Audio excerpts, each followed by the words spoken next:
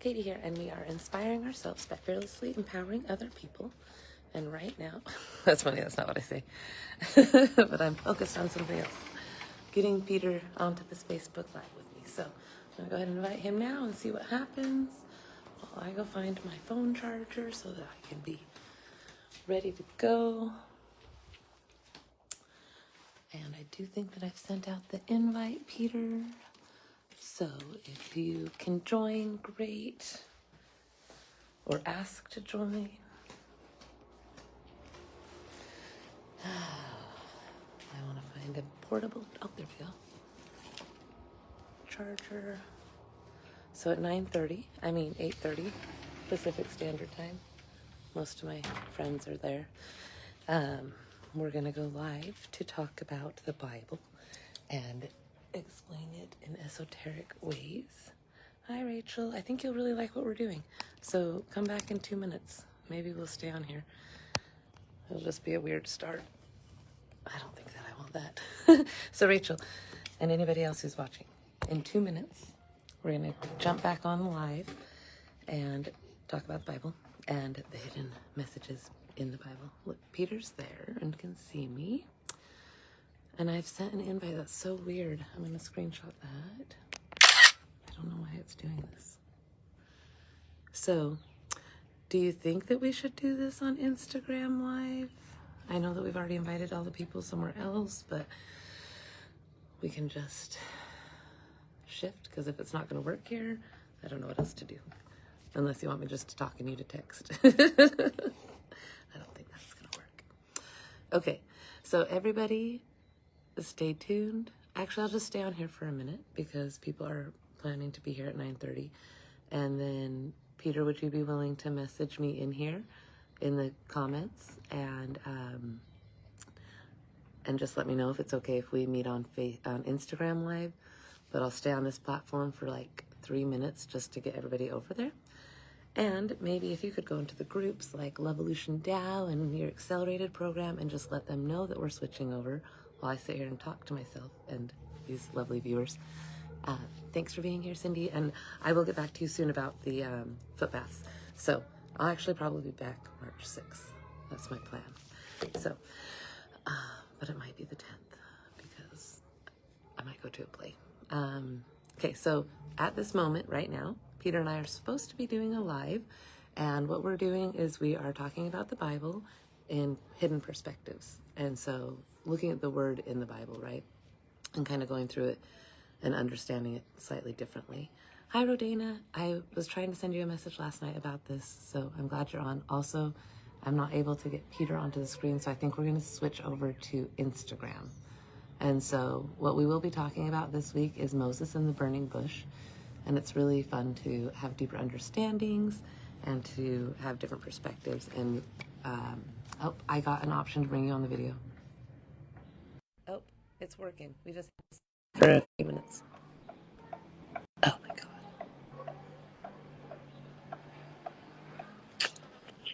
Okay. Hello. Oh, excellent. Yeah, I guess it appears it doesn't work on the browser. I have to go through my phone. Oh, okay. Perfect. I'm just glad you're here. So I kind of wonder if we should start again, but there's already people here. Just the beginning is going to be kind of weird, me walking around talking to myself. But I think that we'll maybe just keep going because we've got some people here. How does that feel? Fantastic. That sounds like a good plan. Okay, cool. So what I was just saying is that what Peter and I are going to do is every other Saturday is have these conversations about the esoteric word or the hidden meaning behind the word in the Bible. I told Peter, I feel there's lots of secrets in the Bible, and he's been studying it since he was a child. And so we decided that we would do this together so that he could help me understand deeper. And we thought, oh, more people need to know about this.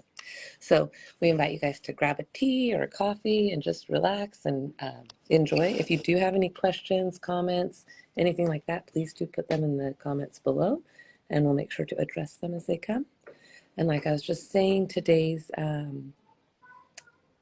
Bible verse that we're going to be talking about is Moses and the burning bush.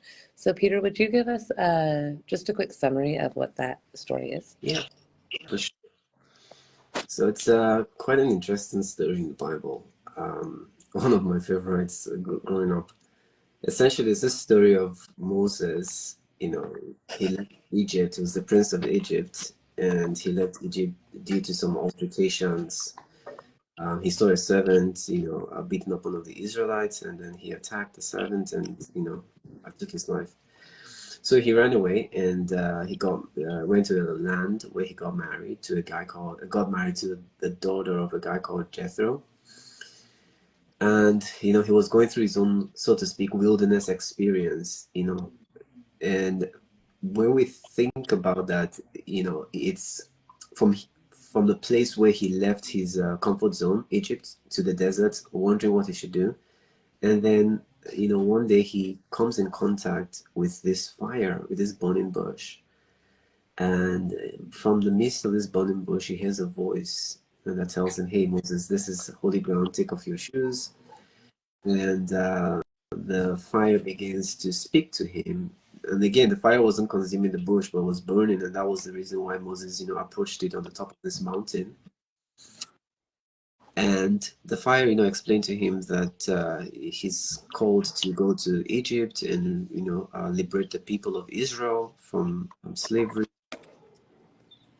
And he asked this fire, "Well, I can't just go to Egypt and say, hey, free the people, meet the Pharaoh and say, free the slaves. Who do I say sent me?" And the fire says, "I am. Tell, Pharaoh that I am has sent you. That's who I am."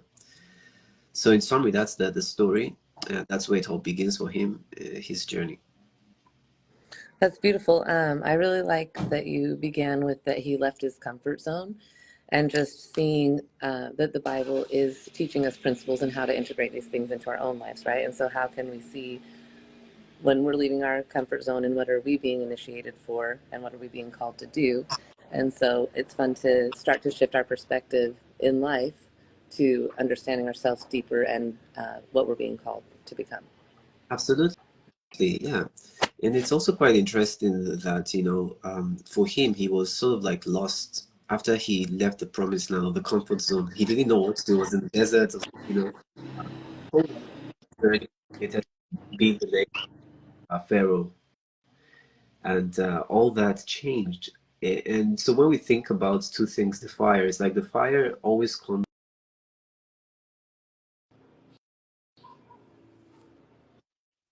called the beginning of the hero's journey, where he was then initiated into the leadership on a whole nation, group consciousness.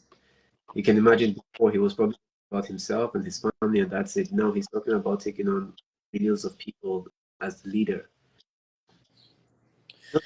And also really about it. And for everyone who's watching, also his idea of being the pharaoh is quite profound. That he was thinking of ruling the people as the pharaoh, but God had a different plan. He ruled the people not as the pharaoh, but as a leader, Moses of Israel. So sometimes, most of the time, the plan that we think, that we have for ourselves as personality, sometimes it's the reverse. It might be the same thing as leadership, for example, but not leadership in the way that he thought of it. Mm-hmm, mm-hmm. Well, and I like that he has to become a self leader in order to then be a leader for others. And I like that you were saying that he started with that individual consciousness and then grew into a more of a collective consciousness. And I do know that a lot of people that we work with wake up saying, "God, how can you use me today to be of service to others?" And I think that that's a beautiful gift. Yeah, because then we can allow the path to be laid out in front of us instead of trying to control things and make things our way. Because I believe it says in the Bible that God has a better plan for us than we do for ourselves. And so if we can just trust and through our own burning bushes, then we can be in a space of renewal. Absolutely. That's the whole idea. And, in the story as well, Moses had his own apprehensions, like, but I cannot, most of the time, people who are, who are called always, exhibit this apprehension, like, I don't think I'm worthy. I don't think I have the right knowledge, or I don't think I have the right experience or the right exposure. There's always that apprehension that comes with a call. And it's like a call for one to face the fear and to sort of transmute because what exactly is happening when we receive a call, and the fires actually purify those self-doubts and what have you. So he receiving the call, to your point, he had to go through the purification. The fires are fires of transformation, fires of elimination, and fires of direct contact. And for him, that was completely, coming out of that, so to speak, limited belief of oneself, to recognizing that one is actually connected to the, again, I am, the Mona, the divine spark, the divine presence within each one of us.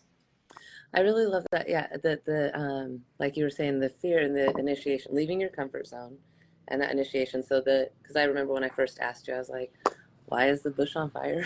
I don't really get it, and you were like, "It's renewal and it's burning those fears and those limitations." And so, and when it comes to other traditions, so I know that Peter, you and I, and several others that we communicate with, believe that a lot of the spiritual texts are saying similar things, just using different words.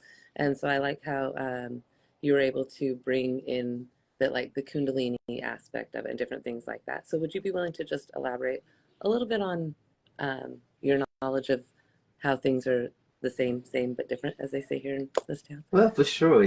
Yeah, fundamentally speaking, because we're all connected to the same source. When you think about, if you, I mean, well, we're using our cell phones right now, right? And when we think about reality as, let's say, a massive screen, a massive tablet that paints all of our drama, all of our stories is on one single massive screen. At the back of that screen, it's the quantum or the unified field or whatever we want to call it, but all of us share that same background. So the way we interpret the what we see on the screen might be different, might be, different languages. Someone can call it a different thing, but at the background, fundamentally, it's the same working out for all of us. It's just our translation. And in psychology, they will call it the objectification of subjective experiencing. The way we express, objectify our subjective experience of ourselves is different for everyone. It's like the way a person experiences the color red. You might experience red different from the way I experience red, and we might not even be able to communicate it clearly in words to each other, right? Mm-hmm. Um, so again, yeah, to your point, Kundalini, or in other esoteric schools or mystery schools, they might call it the vital energy that resides in the lower chakra, or they might call it the electric fire. The same name given to the same concept that exists within our bodies, right? So for him, experiencing that fire essentially transformed him, because the two things about the fire is that the fires, we've talked about it in the ascension class. There are three fundamental fires, the electric fire, the solar fire, and the fire by friction, and each of them reside in our body in different places, right? So what was happening to him essentially was that he was being in contact with the fire by friction, really. And the fire by friction was purifying his whole being, taking away all of that doubt, burning away everything. And the other thing to recognize in the story, the symbology, is the mountain. Most of the time when we hear the word mountain, it's, first of all, it means challenge. But in this story, remember that he was at the top of the mountain. It means that he had climbed to a place where he probably, in his mind, he had gotten to the superconscious, because in his mind he must have been like, you know what, it is what it is, all of this past thing, it's okay, I've left Egypt and all of this stuff. He just overcame, psychologically speaking or psychospiritually speaking, he overcame the challenge of the past, all the things that he had done and all of his experience, and was on top of that mountain. And it was when he was on top of the mountain in the superconscious that he was able to experience the fire that purified his being, that exposed him to higher levels of consciousness, higher states, and that's unlocked for him all of his soul giftings.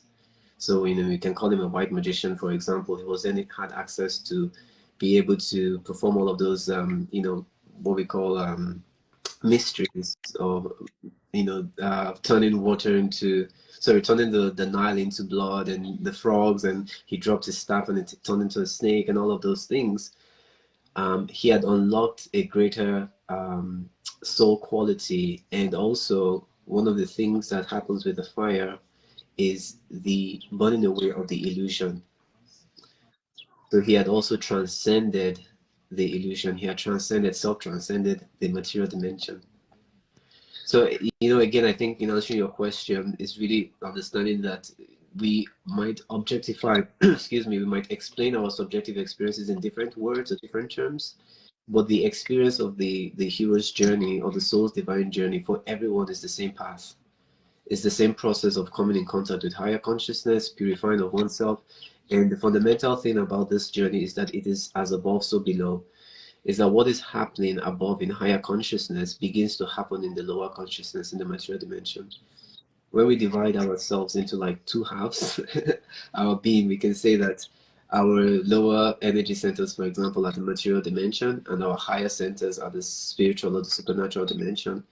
And when we become in synthesis or integrated, it means that as above, what's happening in consciousness in the higher planes begins to happen in our material dimension, in our lower planes. Then we have become a whole. We've become integrated as a being. That's really cool. So there's a lot that you just said, and I am going to just go with what you were just talking about, thinking about. I was going to try and type something that's not going to work.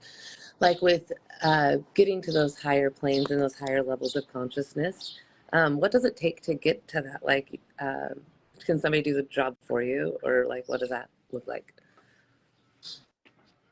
Well, there are many paths or many ways for a person to get to higher states of consciousness or higher levels of consciousness. But I think the fastest way, the accelerated path, is self-transcendence, really. And self-transcendence means a person's ability to face their illusions, a person's ability to overcome their limitations, a person's ability to recognize impermanence, and finally, a person's ability to identify inevitabilities. When an individual begins to see life as a cause and effect, like whatever I'm experiencing today is an effect of the past, something I've caused in the past, something my soul has caused in the past, then we begin to accept life as inevitabilities, and we don't struggle. It's the allowance and the acceptance of life to flow the way it flows that makes a person to be in Wu Wei, right? To be in the flow of the Tao or the source of God. And by not resisting and by being in incoherence with the cosmic, a person begins to experience higher states of consciousness, because the illusion of separation essentially exists because we are trapped within the drama of the matrix. Coming out of the matrix is recognizing, again, impermanence, the attachment we have to physical material. This is just a drama. And I think the best way, or one of the ways to see that can help an individual to step out of the matrix, is the recognition that everything is taking place within our minds. The drama is taking place within the theater of our mind. And soul's maturity is highlighted when soul begins to see that I'm just watching the drama. I don't have to be part of the drama. I'm just observing the drama. I don't have to be part of it. It's like, sometimes, Katie, when we talk about person going to the cinema, and if you're able to stop in the movie and look around, if you're watching one of the most, like, Marvel's, one of Marvel's movies, and you see how people are excited, when you stop and you look around, you recognize that people are in the drama. So if something happens on the screen, they are reacting to the drama, right? And it's the same thing with physical reality, that this is the drama. And when things happen, we react because our soul is fixated on the drama. When soul begins to awaken because it has transcended its illusion, then it begins to be the observer of the drama. So what happens in actuality, the external, soul then is able to step back and say, why is this showing up in my reality? Well, okay, so there's, again, you just say you have a lot of great wisdom. So one of the things that I'm hearing you say is that, and you didn't actually say this, but practices and routines and having principles to follow so that you can be in Wu Wei and transcend those limitations and those belief systems. Because once we start to do the inner job, then we start to recognize things on a different level, and then we get to become the I am that I am, right? And so that takes us back into the burning bush conversation. And so, before we go into the I am that I am part of it, I do want to highlight, because it confused me that God asked him to take off his shoes. And like, I didn't even put together the mountain thing. So thank you so much for that. But what was the importance of taking off Moses's shoes? And also the birds were being so loud, so I had to mute myself, but they just wanted to be fed.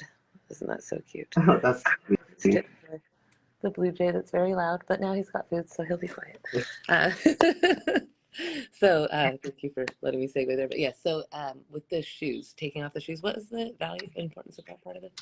Yeah, so when it comes to devotion to the higher, is the recognition that our personality, personality is essentially our character, what we use to navigate the matrix, the things we like, the things we don't like, the jobs we like to do, all of the proclivities that are stored within what we call personality. Sometimes what we call ego sometimes has a way of believing in itself as self-existing. Ego can believe like I'm just existing by myself. Nothing created me. I'm just, and this idea of ego believing that it's self-existing creates the separation or the illusion of separation. So when ego is able to surrender, recognizing that, oh, I'm actually the outpicturing of my soul, then the ego has sort of surrendered to the wu wei or surrendered to the source. And so the symbology of removing his shoes is that humility, is that surrendering to the higher self. Recognizing that, oh, my personality is just the outpicturing, it's just the projection, it's just the emanation of my soul. And in order for me to reconnect to my soul, I have to surrender my personality to my soul through devotion, through dedication, through discipline, through humility. And that's what creates that linking, what we might call the rainbow bridge or the antakarana, different names that have been, given to the same thing when the personality surrenders itself to the soul. So the symbology there is that humility or devotion to the higher calling, the higher self. That's awesome. It does. There's two things that I want to hit on that with our conversations from earlier. So with the burning bush and the I am that I am, and then also looking at like the promised land, would you be willing to elaborate on those two concepts as we're purifying ourselves and remembering who we are? And yeah. Yes, for sure. And it's quite interesting that the concept of the promised land, in almost all esoteric, mystery schools or ancient wisdom teachings, I think Betsy has a question. Just you keep answering, and I'll read her question to you in just a minute. So thanks. Uh-huh. So the concept of the promised land in, mystery schools, esoteric communities, ancient wisdom, ageless wisdom, is essentially this idea that there's something we have to attain. There's a place that we have to attain, we have to get to. There's a destination for our soul or for our personality. And in most esoteric or ancient wisdom schools, the concept is that we're supposed to attain to high level of consciousness, which means that we attain to nirvana, to peace, inner peace, to some kind of way of being in a state that is equivalent to being a divine being, no longer just a human. And that state of being recognizes our spiritual maturity. So the promised land is always attaining to a state of consciousness that is equivalent to that of the divine or that of the soul's level of thinking, not just our personality, because our personality experiences life based on the duality, ups and downs, happiness and sadness. But the soul experience is not touched by these things. And so personality is supposed to gain soul infusion so that it then lives in a constant state of nirvana in the promised land or the Garden of Eden, whatever we want to call that place, where we're experiencing life as being the architect, the creator of it, as opposed to experiencing life as being the victim of it. Yes, thank you for saying that, and it's just beautiful. And I do invite us all to be aware of how this is showing up in our own lives, like being able to be that observer and be above situations, and then have a new understanding, a bigger, wider view of understanding instead of like my own old limited thinking. So it's nice to have these conversations and to also be doing the work for ourselves. So yeah, Betsy's question is, in relation to revelations in Eckhart Tolle's work, what's the best way to face our fire and transcend our mountains with the least amount of poking the pain body? Or is that impossible? Good question. Mm-hmm. I think that the fastest way to overcome our mountains is two things: our identity. The first thing is when we begin to identify ourselves not as the character, not as the personality, but we identify ourselves as soul. That, oh, actually, what I call personality, Peter, this is not what truly I am. This is just like looking at the mirror and the mirror saying, hey, I am Peter. This is just the mirror. It's a mirror reflection, but the truth identity is the soul in the background. This identification, self-identification, then enables us to face the illusion. So it must come first from the place of our identity as pure souls, and the personality is just the reflection in the mirror. So that when we are facing an experience that seems, difficult, we can say, "Hey, this is only touching my personality, but it doesn't affect my soul." Then I can take a different approach or make the right decision. The second thing there also is that for a person to be able to transcend their mountains, they must be able to visit their experience within their mind and use the principles, higher principles, to evaluate their life's experience. So as we get older, one of the things, and I can say it here, I was telling my parents, is that my mom especially, is as we get older, we need to do a life review, to go back and look at our life's experience and look at it from the eyes of wisdom. Begin to dissolve all of those experiences. That's why my friend said that to me, because I create my reality. I must have attracted this. I didn't set the right boundaries. And the more we review our life, then we begin to dissolve all our trapped energies, because all of the things, the experiences we had in the past that we haven't properly synthesized or integrated into ourselves, they drain our energy. And when the energy is drained, we cannot experience the superconscious, right? Mm-hmm. So again, to respond to the question, in order for a person to transcend, first of all, is identification. I am a soul, I'm not a personality. And then second of all, it is then to review one's life from the eyes of wisdom, or through the lens of wisdom, to dissolve all of our illusions, all of our experiences, all of our traumas, all of our limited beliefs, everything. Then we are cleansing our timeline to bring ourselves fully into the present moment with all of our energy. That's beautiful, and it's fun to think, like yesterday when you and myself and Ulrika were on a call, and Ulrika said triggers are a gift. They help us, right? And so it's like when I think about poking pain in the body, or the pain body, I think that this is how we grow. And so it's not always fun. However, when you can come into an experience and remember that life is like a heartbeat, and like the waves, it's ebb and flow, right? And so then you can start to understand it differently as that observer, and remembering I am that I am, and I do create all of my reality based off of my inner workings. And so it's really nice to have these conversations, to see life differently, because in the past, if I would have had a situation happen, I would have just like complained and cried about it for probably months. And now it's like, okay, what did happen? What is this for? Instead of being like, why is this happening? It's like, what is it showing me? And I think that when we can shift from a why to a what questioning, then we shift from like a victim to a creator. And I think it's very important to remember that we are the creators of our own reality, because I am that I am. So we are getting kind of close to the end of time. So if there's anything specific that you want to say, Peter, and I'm going to just go over some of these notes. Um,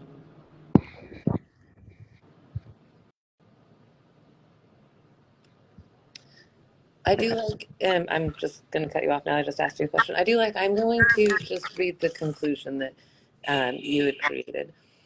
So the cosmic drama of the soul's awakening, the burning bush, excuse the honking in the background. Apparently it's for a reason too. This is really important. No, just kidding.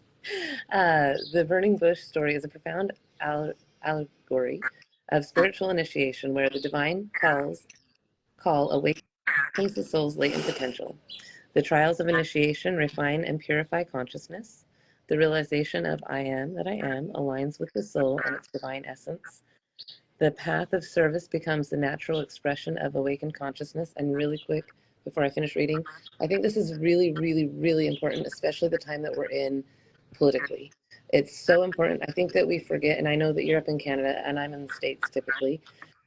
We are in the States, we are the government and we've given our power away. And when we can all become self-leaders, imagine how much we can impact the rest of society just by working on ourselves, especially when it comes to collective consciousness in the quantum field. So if anybody's interested, I would definitely recommend the book Power versus Force by David Hawkins. And he speaks about as we raise our level of consciousness to more of the Buddha and Christ, then we can start to live in a space like Peter was talking. So I'm going to stand up and share. So like, you know, if you think of your chakra centers, you've got your lower chakras and think about Jesus. So he already knew who he was. He felt safe and secure. He was able to be creative and he knew he had a good heart. So then he was able to live from this higher level of space, right?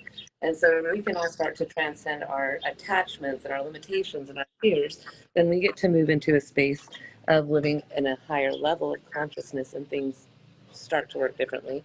And I will invite everybody to start meditating and doing this inner journey and inner work. It's like going to ice cream college. You can go study the color, the flavor, the texture, but until you eat it, you've actually never truly experienced it. So, and now I'm going to finish this, is through the fiery trials and divine revelation, the soul moves from material illusion to the reality of the divine essence, emerging as a purified instrument of spiritual evolution and group consciousness. So, Peter, I'm going to let you go ahead and share for a minute, and then I'll read out what Betsy has here. Excellent. And to your point, the whole idea is the self-transcendence, is that recognizing that our soul is here, you know, in Earth school, and our personality is the instrument. And so, like you rightly mentioned, there are three or two fundamental levels passed in this school. One is what Christ showed us when he said, I've overcome the world. That was the first passing. He had transcended the three dimension. His ability to not respond to the impulses of the physical, emotional, and mental, he had already attained that. So that was the first level, what we can call the first level of initiation. I've overcome the world. And the second level of initiation, which Moses, in the story we're reading, exhibited when he became in contact, or he contacted. So sorry, first contact is the contact of the soul, which is overcoming the world. And the second is then union with that divine, when we become in union with the I am within us. And that's when Christ said, I and the Father are one. So I just wanted to also throw it in here, Katie, that probably for the next discussion we're doing on Saturday, we can talk about the Jesus Christ's version of this encounter, and the I am, in terms of Jesus Christ's definition of what it means to be in union with the I am presence. And yeah, for each one of us, we are moving, we're transcending the world and to become, you know, Christ consciousness, union with the divine consciousness, Buddha consciousness, whatever we want to call it. But it means that we have passed our school. We've graduated from Earth school. That's exciting, and we'll even get to have more conversations later about what happens after Earth School. So thank you so much for your time. And again, everybody who's watching, we will be doing this every other Saturday, planning for 9 a.m. Pacific Standard Time.